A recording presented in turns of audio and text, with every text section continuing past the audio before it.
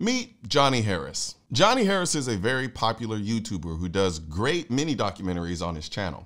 I've watched quite a few of them. Recently, he released a video titled, "Why the Swiss Love Their Guns More Than Americans."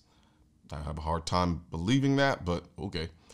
However, after watching this video, which is admittedly done really well, this documentary is honestly just a thinly veiled passive-aggressive hit piece against the Second Amendment in America. So now I have to debunk it. Johnny begins the video by visiting a Swiss gun range where they're hosting a long-range shooting competition. A shooting competition right now at this shooting range surrounded by beautiful Swiss mountains. The sound of these guns, my God, it's like a war zone. And the first thing I noticed was this exchange he had with the president of the shooting club at that range. My experience with guns as a kid, I would go out into the forest and like blow up like glass bottles with shotguns. That's what I think America is all about. You see, this is a dumbing down and stereotypical view of the American gun culture, which is very misleading because 2 months ago, I did the same type of long-range shooting competition in Finger, Tennessee. These types of shooting competitions exist in America. It just doesn't get any exposure, and unlike the people in Switzerland, our government doesn't give everyone in the country a rifle. We have to buy them with our own money, and the rifles you would use in a competition like this aren't cheap. But I see what you tried to do there. I was struck by how peaceful and celebratory and wholesome this all was. So much different than the way guns are presented in the USA.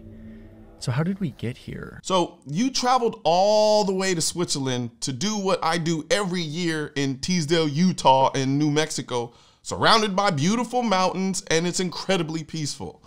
Except when I or other people do this exact thing in America, we get criticized for it. Where here you're romanticizing it because it's Switzerland. It's the same shit, bro. Now is where he starts to get into the discussion about well-regulated militias.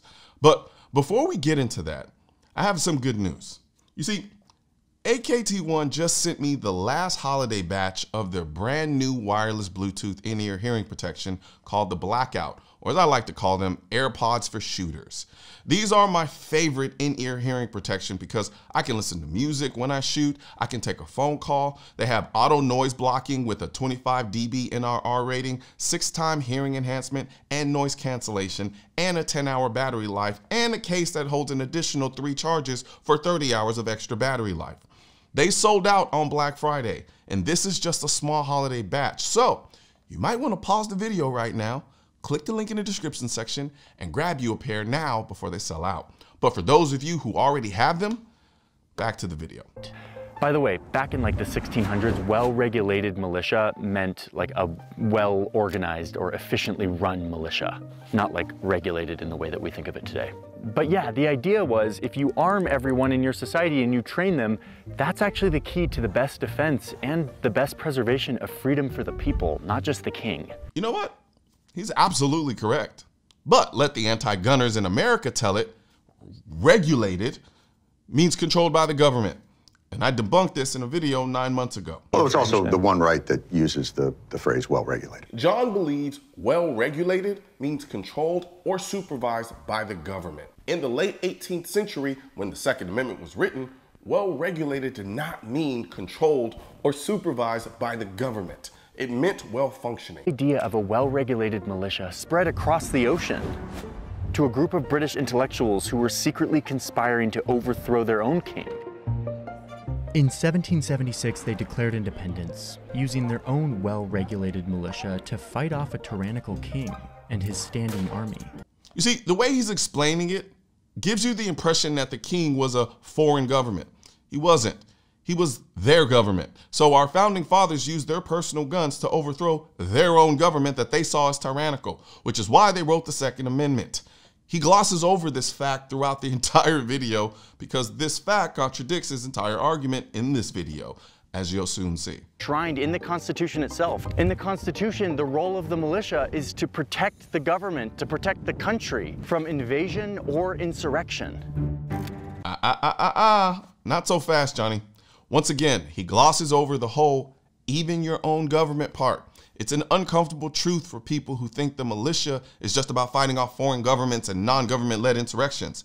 It's literally in the preamble to the Declaration of Independence. We hold these truths to be self-evident, that all men are created equal, that they are endowed by their Creator with certain unalienable rights, that among these are life, liberty, and the pursuit of happiness, that to secure these rights, governments are instituted among men, deriving their just powers from the consent of the governed, that whenever any form of government becomes destructive of these ends, it is the right of the people to alter or to abolish it and to institute new government, laying its foundation on such principles and organizing its powers in such form as to them shall seem most likely to affect their safety and happiness.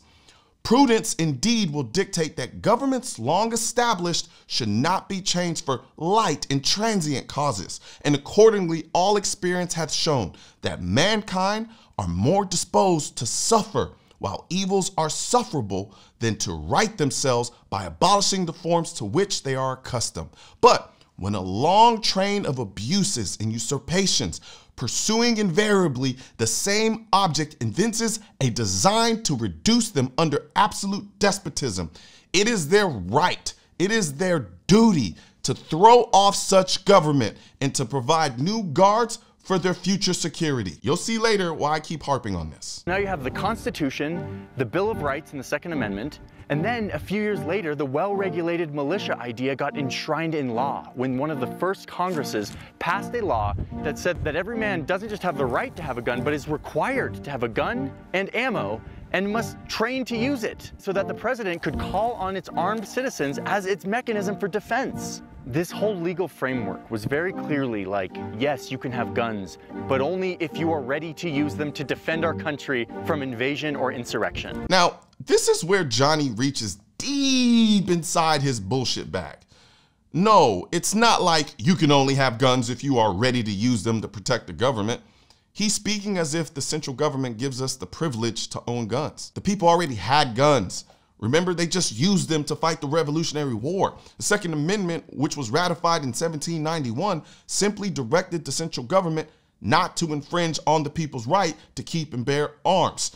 What he's quoting is the Militia Act of 1793, which says, hey, we know we can't take those guns from you, but we can still call on you to help us out in these 3 specific cases. He's being very deceptive by trying to fuse the Militia Act into the Second Amendment. That's not how that works. The militia system was working for this young nation to ensure its freedoms with an armed citizenry, something Switzerland had been doing for centuries. Guns started out as a symbol of collective security, as collective defense, armed citizens ready to stand up to defend the country. But needless to say, things kind of changed when it came to guns in America. So how we got from that to this is the next part of this video. What do you mean things kind of changed when it comes to guns in America? It's the same shit. We just don't wear tights anymore and we have better guns.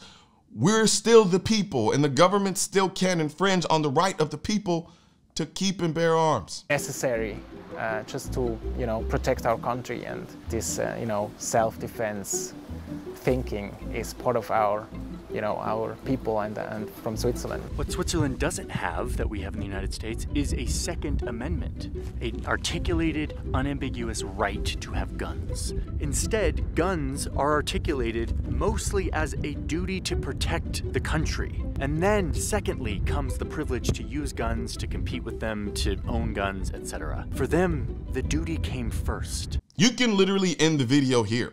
He says it himself. They don't have a Second Amendment, so they don't have a right to own guns. They have a duty to protect the country, and them having guns is simply a byproduct of that duty. So gun ownership in Switzerland is essentially a privilege, resulting from a duty to protect the country. Where in the US, the Second Amendment was written to tell the government that the people have a right, not a privilege, but a right to own guns so that they can come together and be an effective force to fight off a tyrannical government, even if it's their own government.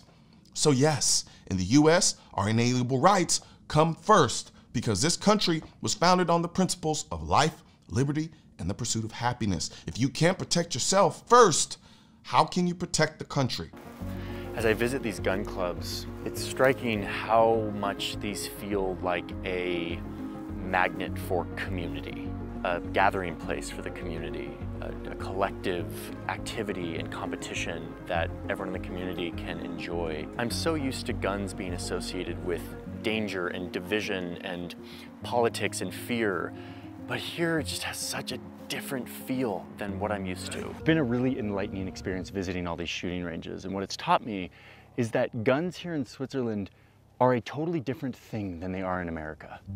Like, they're a completely different symbol. They have a very different purpose. They have a very different meaning. And that's kind of surprising to me, because remember that the United States was founded on a lot of the same paradigms as Switzerland when it came to having a militia and having firearms in society as a form of collective defense. So to understand how these two gun cultures so greatly diverged despite having similar roots, you have to understand what happens after the Constitution, after the Second Amendment. I have the right to protect my family and myself. What do you think about American gun culture? Like, what's the view? Bonkers. Like, the fact that everybody has a gun.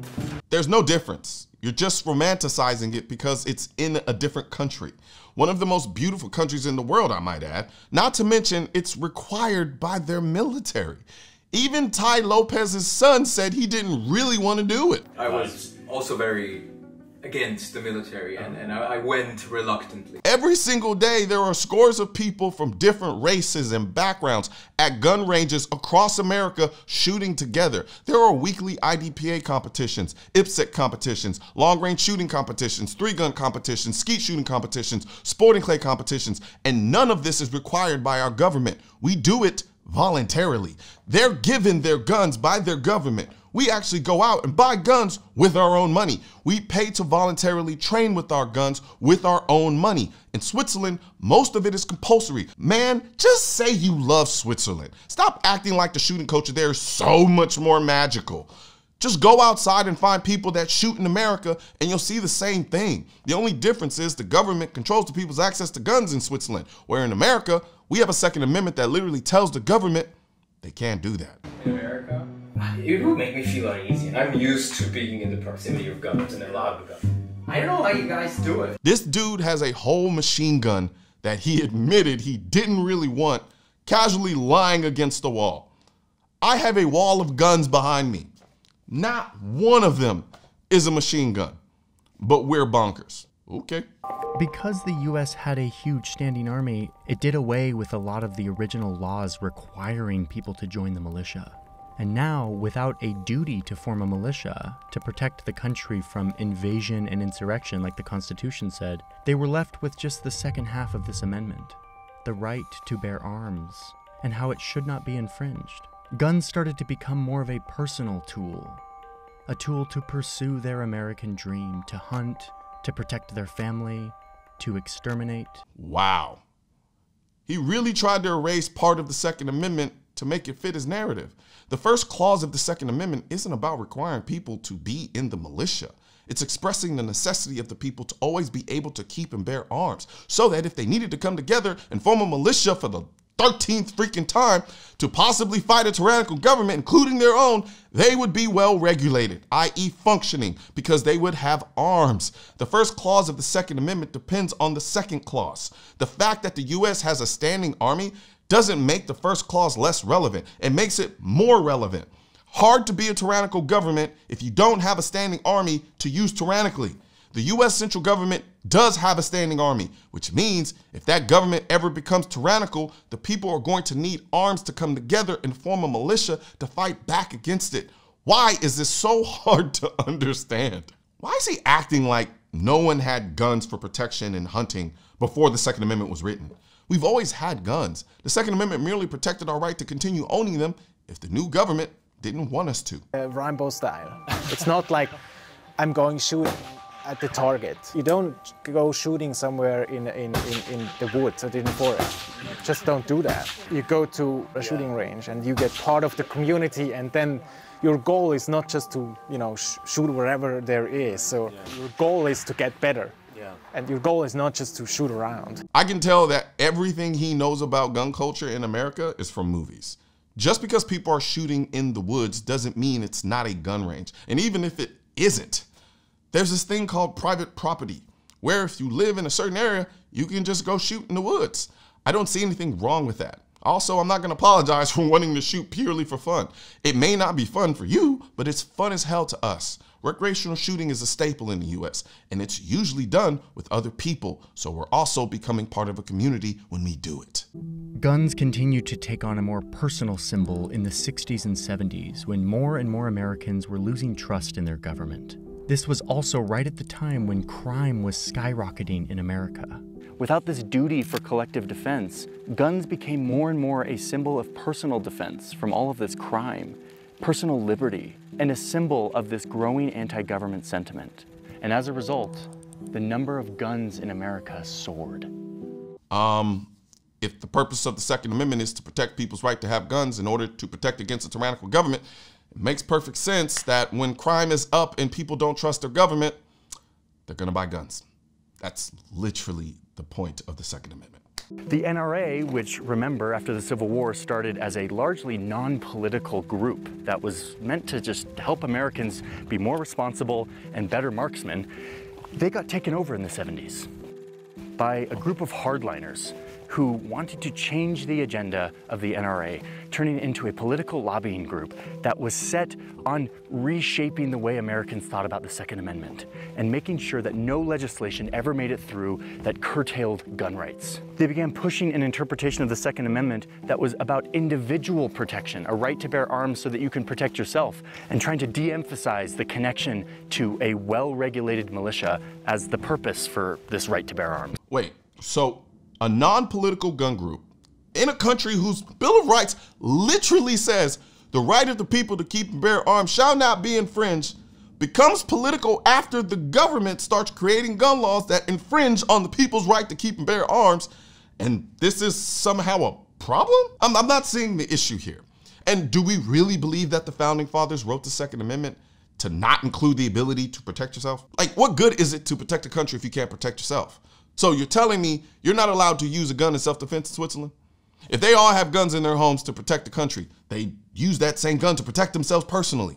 This is a ridiculous argument. Defend this freedom. And it totally worked. The Second Amendment became more and more a guarantee that everyone can have guns to protect themselves and their family, having nothing to do with protecting the country. After all, we're the biggest military in the world. I told you at the beginning of this video that he glosses over or completely ignores that the Second Amendment is also about protecting against our own government becoming tyrannical.